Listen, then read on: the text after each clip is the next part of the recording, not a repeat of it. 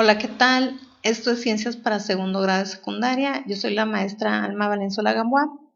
En esta ocasión veremos las propiedades de la materia, conceptos y representación. Revisemos lo siguiente.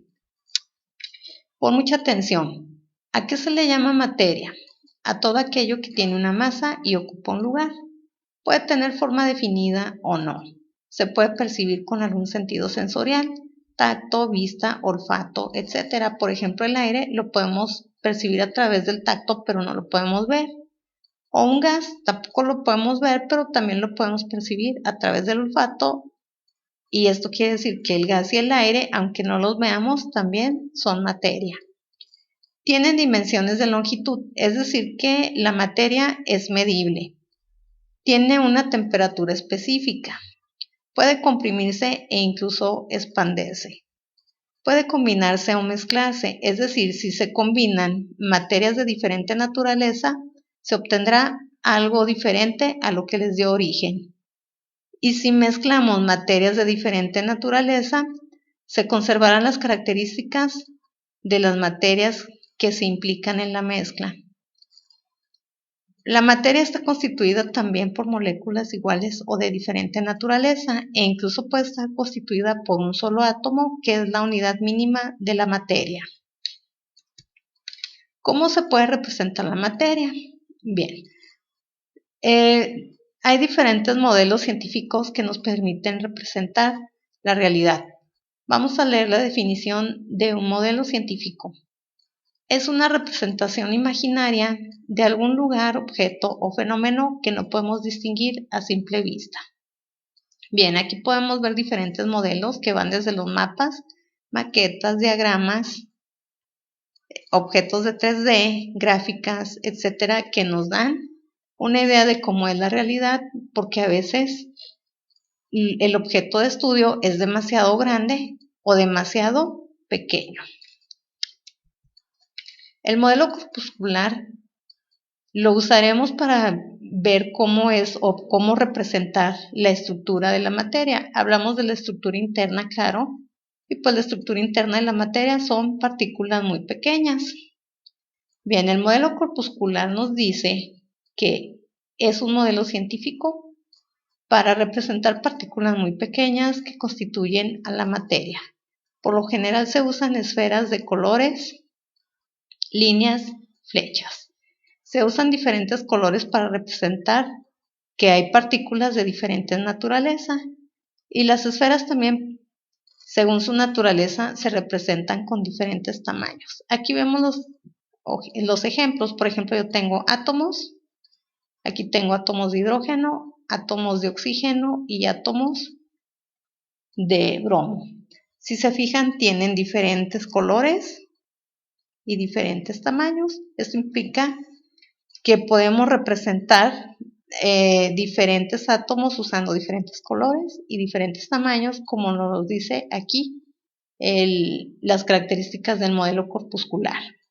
Si se fijan, aquí tenemos una molécula. Una molécula está constituida por dos o más átomos. En este caso, esta molécula tiene 3 átomos. Tiene 2 de hidrógeno y 1 de oxígeno.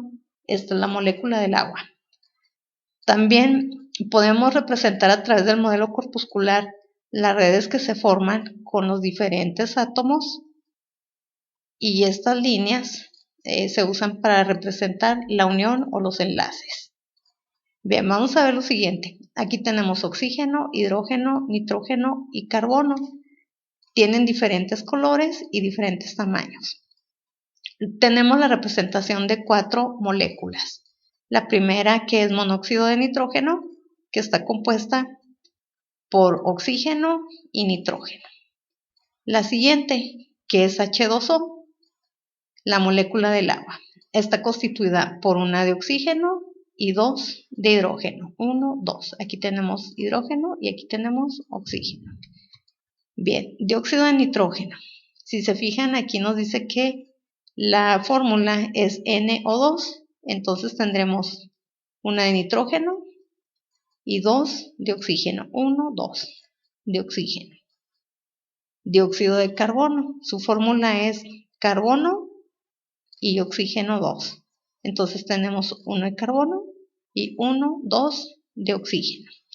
Vamos a ver lo siguiente. Las propiedades de la materia generales son el modelo cinético, que nos va a ejemplificar o nos dice que las partículas constantemente están en movimiento. Recordemos que la palabra cinético significa movimiento. En un sólido, las partículas vibran en un mismo lugar, o sea que como tienen un espacio muy reducido, muy pequeñito, porque están muy juntitas, entonces esas partículas pues nada más van a tener un movimiento de vibración, van a estar vibrando. En los líquidos, las partículas pueden moverse y cambiar de lugar porque no están tan juntas como en un sólido.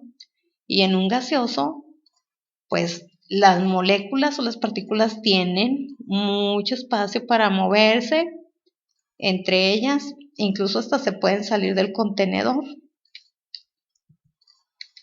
La siguiente propiedad de la materia es el estado de agregación. Esta característica o esta propiedad tú ya la conoces, que es sólido, líquido y gaseoso.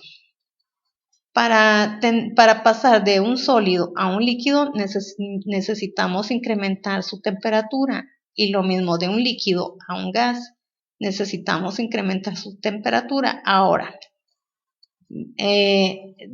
en sentido contrario sería, si tenemos un gas, le podemos bajar la temperatura y hacerlo líquido. Si tenemos un líquido, le podemos bajar la temperatura y hacerlo sólido. Por ejemplo, el agua. El agua yo la tengo en estado sólido, o sea, la tengo congelada, y pues voy a tener un cubo de hielo. Le subo la temperatura y el agua se va a volver líquida, le subo la temperatura y el agua se va a evaporar. Si se fijan aquí, el recipiente tiene un taponcito porque está atrapando lo más posible las moléculas del agua que empezaron a evaporarse y se formó un gas. Ahora, si yo tengo un gas de moléculas de agua y la quiero pasar a líquido, voy a tener que bajar la temperatura y tendré líquido. Y bajaré la temperatura más del líquido, la voy a bajar por debajo de los 5 o 6 grados y empezaré a obtener un sólido, un cubo de hielo como tú lo conoces. Otra de las propiedades de la materia es la masa. La masa es la cantidad de materia que posee un cuerpo. Por ejemplo, este pesito, esta pesa, tiene 1 kilogramo de materia.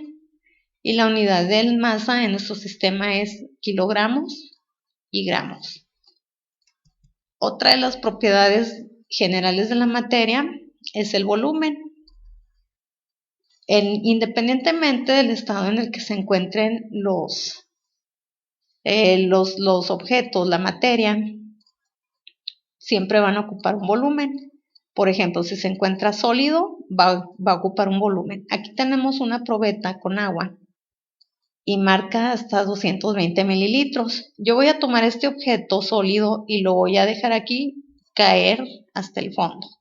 Si se fijan, en la imagen se incrementó de 220 a 270 mililitros. Aquí podemos ver hasta dónde llega el nivel del agua. Quiere decir que este objeto sólido ocupó dentro de la probeta 50 mililitros de volumen. En un líquido también el volumen depende de la cantidad que pueda contener el recipiente. Por ejemplo, este recipiente de aquí de color azul puede contener hasta 4 litros. Entonces, sería imposible querer vaciar 7, 8, 20 litros en este contenedor porque solamente su capacidad es de 4 litros. Entonces, aquí pues no pudiéramos hacer nada más que vaciar 4 litros y ya aparte el líquido va a tomar la forma del contenedor, que en este caso pues son botellas y 2 vasos.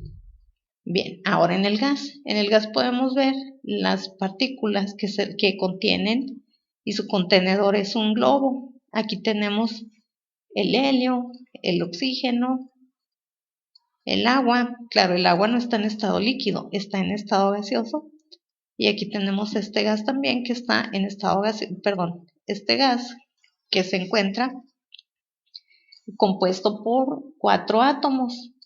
Si se fijan, cada molécula tiene 4 átomos. 1, 2, 3, 4. Aquí tenemos uno de nitrógeno. ¿Y cuántos de hidrógeno? 3. Bien. Independientemente del estado en el que se encuentren los objetos o la materia, la estructura molecular pues no va a cambiar. Bien, pues esto sería todo de mi parte. Espero que hayas puesto mucha atención. Nos vemos la próxima.